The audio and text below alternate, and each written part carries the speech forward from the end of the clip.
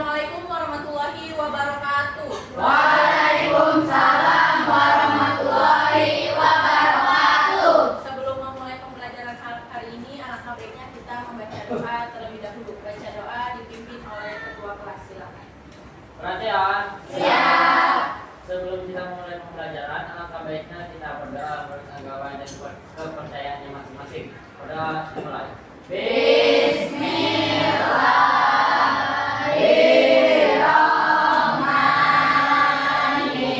Bismillahirrahmanirrahim. Amin. Hari ini ada yang nggak masuk? Masuk semua. Masuk semua. Sudah siap belajar hari ini? Sudah. Gimana keadaannya, sehat semua?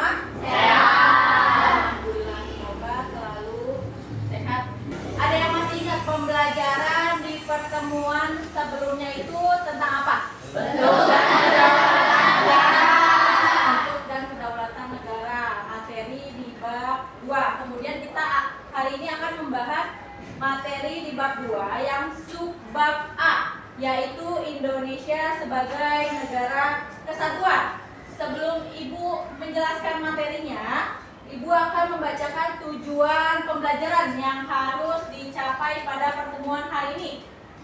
Setelah mengikuti pembelajaran, peserta didik mampu yang pertama menyebutkan definisi dan dasar hukum negara Kesatuan Indonesia Undang-Undang Dasar 1945 Pasal 1 Ayat 1 dengan tepat. Nah, Indonesia merupakan negara kepulauan terbesar yang terdiri dari kurang lebih 17.000 pulau. Negara Kesatuan Republik Indonesia adalah negara merdeka, beraneka corak, keragaman, dan juga warna-warni kebudayaan. Setiap negara di dunia ini memiliki bentuk negara yang berbeda-beda. Nah, bentuk negara Indonesia itu negara kesatuan yang sudah dianut oleh Indonesia sejak proklamasi kemerdekaan pada tanggal 17 Agustus 1945. Bentuk negara menjadi suatu hal yang penting untuk mewujudkan strategi dalam sebuah negara yang berkaitan dengan pemerintahan pusat maupun pemerintahan daerah. Sejak awal kemerdekaan Indonesia, para tokoh pendiri bangsa itu memperdebatkan tentang bentuk negara Indonesia. Profesor Supomo juga berpendapat bahwa jika hendak mendirikan negara Indonesia yang sesuai dengan sifat dan ciri khas masyarakat Indonesia, maka harus didirikan atas dasar pikiran tentang negara yang integralistik. Nah, tetapi Muhammad Yamin juga bertentang. Alasannya apa? Alasan Muhammad Yamin menolak bentuk negara federal. Yang pertama, negara federal lebih banyak memerlukan pegawai dibandingkan negara kesatuan. Nah, bentuk negara kesatuan ini ditegaskan dalam Undang-Undang 1945 Pasal 1 Ayat 1. Ada yang masih ingat di pertemuan kemarin? Undang-Undang Dasar Negara Pasal 1 Ayat 1 itu bunyinya apa? Apa? Negara Indonesia. Bagaimana keberagaman kita justru menjadi kekuatan negara kesatuan. Keberagaman memperkuat identitas nasional. Potensi dari berbagai daerah. Ya, Gotong royong antar daerah. gotong royong antar daerah. Kenapa? Karena Indonesia dikenal sebagai bangsa yang mampu bersatu dalam perbedaan Bhinneka Tunggal Ika. Jadi, perbedaan itu bukan sebagai penghalang bagi kita, tetapi menjadi modal besar untuk membangun sebuah negara. Apa yang terjadi jika Indonesia tidak bersatu sebagai satu negara? Perpecahan wilayah. Pecahan wilayah. Kemudian Ekonomi. apa tadi? Pelemahan ekonomi. Pembangunan tidak merata. Pembangunan tidak merata. Ada lagi? Antar daerah, konflik antar daerah. Konflik antar daerah. Ancaman dari luar negeri. Ancaman dari luar negeri. Hubungan antara pemerintahan pusat dengan pemerintahan daerah. Indonesia adalah negara kesatuan. juga menggunakan sistem desentralisasi melalui otonomi daerah. Terdapat juga hubungannya di mana antara pemerintah pusat dengan pemerintahan daerah. Terdapat pada pasal 18. Nah, di sini tertera negara kesatuan merupakan negara yang berdaulat, diselenggarakan sebagai satu kesatuan tunggal. Indonesia merupakan negara kesatuan yang menggunakan sistem desentralisasi melalui otonomi daerah. Nah, menggunakan sistem desentralisasi juga ada tujuan dan kekurangan kelebihannya. Tujuan sistem desentralisasi itu dalam penyelenggaraan negara dilaksanakan untuk mewujudkan tujuan negara Indonesia seperti yang tertuang dalam alinea 4 pembukaan Undang-Undang Dasar 1945. Kemudian kelebihan kekurangannya juga ada. Salah satunya apa? Pertama, kelebihannya beban kerja pemerintah pusat jadi berkurang. Selain kelebihan, sistem desentralisasi juga mempunyai kekurangannya. Salah satunya contoh struktur pemerintahan menjadi semakin kompleks sehingga membuat koordinasi menjadi semakin rumit. Nah, Indonesia memiliki wilayah yang luas dan juga beragam karakteristik. Hal tersebut itulah yang membuat Indonesia memiliki tantangan tersendiri untuk menjaga keutuhannya agar negara Indonesia tetap utuh. Oleh karena itu, menjaga keutuhan negara itu merupakan tugas kita bersama-sama. Salah satunya mulai dari lingkungan terkecil. Lingkungan apa? Keluarga, kemudian masyarakat, lingkungan sekolah. Jadi ada contoh perilaku yang bisa kita wujudkan demi keutuhan NKRI, diantaranya menjaga wilayah dan kekayaan tanah air dengan menjaga semua kekayaan alam yang terkandung padanya. Kemudian yang terakhir, karena mempunyai semangat persatuan dan kesatuan dalam bingkai wawasan Nusantara. Ibu akan membagikan LKPD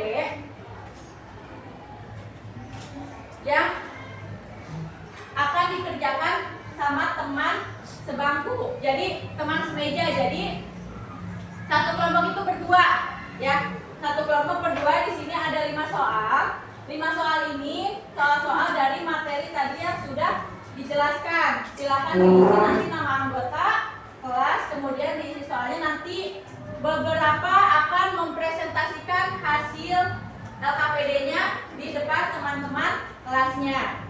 Ngerti?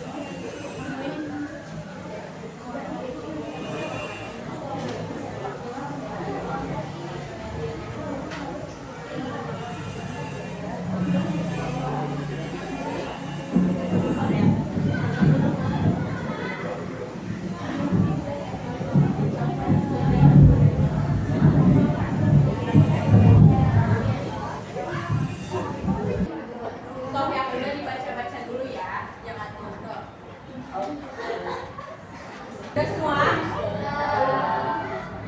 Udah? Udah semua ya? Nah, setelah kalian mengerjakan LKPD, sekarang dipresentasikan. Nah, ibu mau menentukan presentasi, siapa yang presentasi ke depannya menggunakan ice breaking. Ice breakingnya tangan. Nanti sambil lihat aja teman kanan kiri depannya. Kalau ada yang salah, kasih tahu ya, karena mungkin ibu juga nggak bisa teliti satu persatu dilihat. Kalau ada yang salah, kasih tahu. Nanti yang salah itu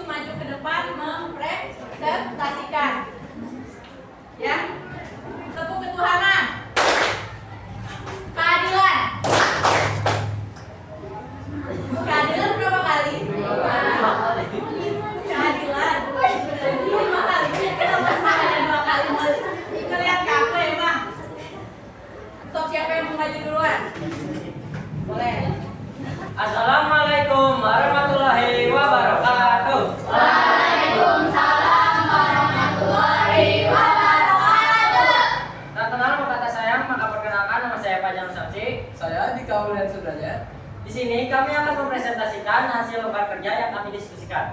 1, 2, 3. Iya dong. Nomor 1 ialah apa yang dimaksud dengan negara kesatuan? Negara kesatuan adalah negara Indonesia merupakan negara berdaulat. Indonesia merupakan negara kesatuan yang menggunakan sistem desentralisasi melalui otonomi daerah. Sekian dari kelompok kami. Wassalamualaikum warahmatullahi wabarakatuh. Waalaikumsalam warahmatullahi wabarakatuh.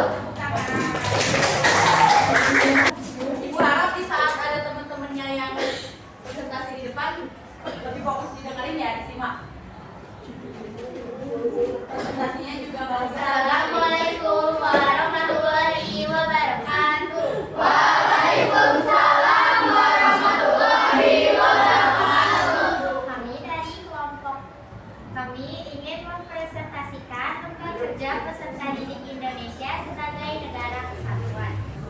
Yang kedua, siapa tokoh yang mengemukakan gagasan negara kesatuan dalam sidang BPUPKI? Profesor Supomo yang diikuti oleh Insinyur Soekarno dan Muhammad Yamin, walaupun konsep negara integralistik sedikit ditentang oleh Mr.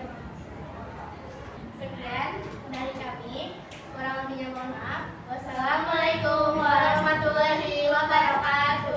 Waalaikumsalam warahmatullahi wabarakatuh.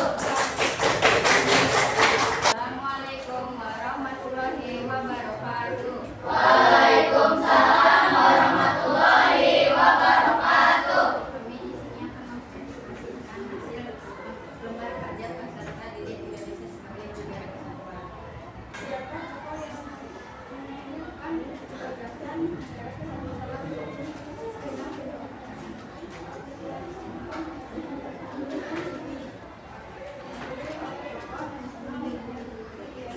Sok disimak dulu temennya dari presentasi di depan. dan presentasi dari kami. Wassalamualaikum warahmatullahi wabarakatuh. Waalaikumsalam warahmatullahi wabarakatuh. Setelah kalian mengerjakan LKPD, artinya kalian sudah paham materi yang diberikan hari ini. Kesimpulannya pada pembelajaran hari ini apa saja? Indonesia sebagai negara kesatuan. Indonesia sebagai negara kesatuan, yang artinya Negara merdeka dengan kesatuan keberagaman dan melewati kebinekaan. selanjutnya kesimpulan lainnya.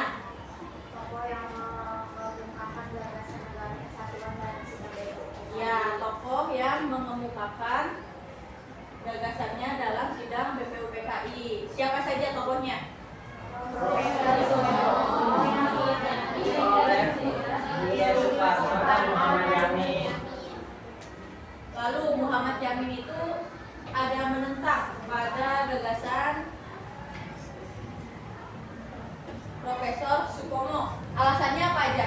Karena negara federal memerlukan lebih banyak pegawai.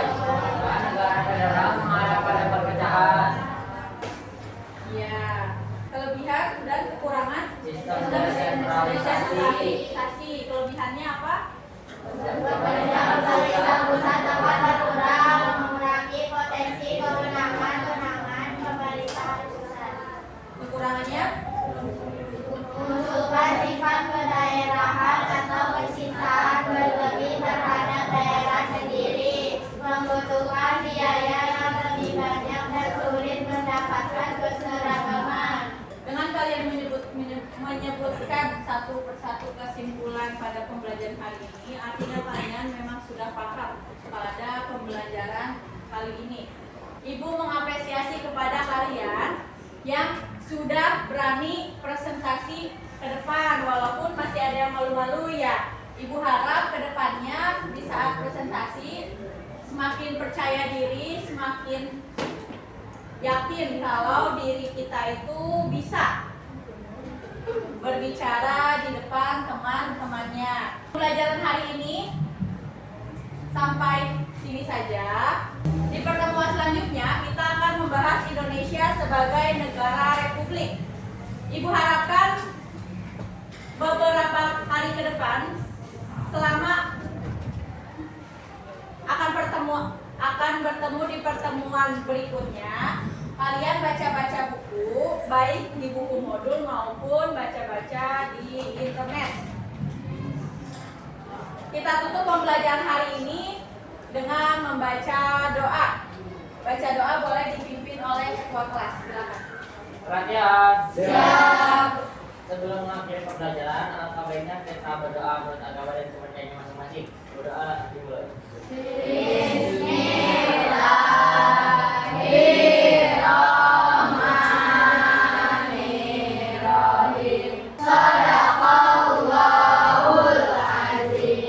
Wassalamualaikum warahmatullahi wabarakatuh. Waalaikumsalam.